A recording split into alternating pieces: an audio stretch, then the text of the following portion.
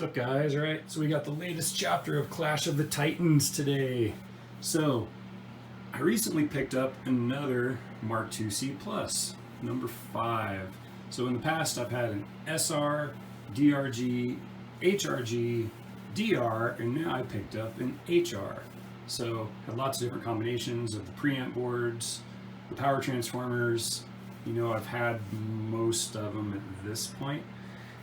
And this thing was really, really nice, really clean, killer tone. Did some stuff with it a couple months ago, comparing with the Mark IIIs and stuff.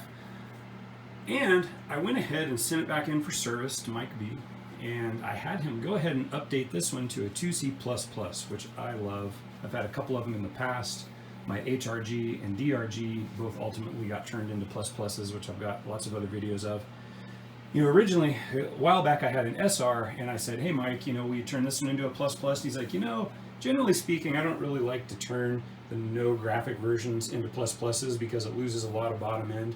And at the time with the SR, because they don't have a lot of bottom end anyway, although, to be honest, the SR had the best pure tone of all of them. I said, okay, fine, leave that one to C+. But this one, this HR, I said, you know what, Mike, I run a parametric EQ in the loop most of the time anyway. And I actually kind of prefer how these no graphic EQs feel when you play. They're a little bit faster, they're a little bit more harmonic and sustainy, and I just think they have, from a pure sense, a better tone than the version with the graphics. Now, of course, you know, if you want to sound like James Hetfield, you have to have the graphic EQ. And from a pure tone perspective, I think the ones without EQ sound better. So I've been favoring the ones without EQ and just running an EQ in the loop. So I said, go ahead and turn this one into a plus. Let's see what happens.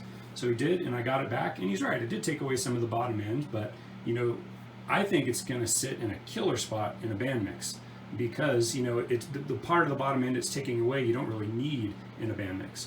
So it's pretty ripping, and I dig it. So what we're going to do today, down here we have my trusty 2B Plus Coliseum, and of course I call it the Plus because it's got Mike B's loop mod, and that's what the loop mod on the C Plus is. Anyway, so I've got the 2B Plus, and then I've got the 2C++. And so what we're going to do today is we are going to run the preamps for both of these through the power amp section of the Coliseum and see how close can I get this loop modded 2B to sounding like a 2C++. I did this before with that SR 2C+, exact same thing. Now we're going to do it with a 2C++. And so I'm just going to focus on trying to get the knobs turned to get it to sound as close as I can. So what I did is I set up a tone on this thing that I really liked. And you can see on both of them, the treble is pulled, the deep is pulled, and of course the lead is pulled. They're going to be in the lead. To replicate that, when I came down here, I just had to make a couple little tweaks. I had to turn the treble from 8 up to 9. I had to turn the lead drive from 5 up to 6. And then I had to just kiss the 6600 up a little bit. And when I did those things, I feel like I got them sounding pretty darn close to the same. It's not exact, you know, you'll hear it. You know, if you're really sniffing corks, obviously the C++ is better, but I think these are pretty damn close. So I'm just gonna play a riff from my band using my Hanny.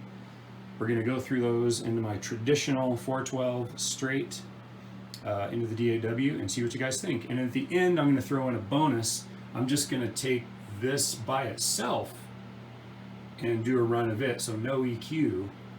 And so you can hear what the C++ sounds like with no EQ, so just as the amp sits. So anyway, I think this is a pretty cool test. You guys check it out and let me know what you think about the tone. All right, late.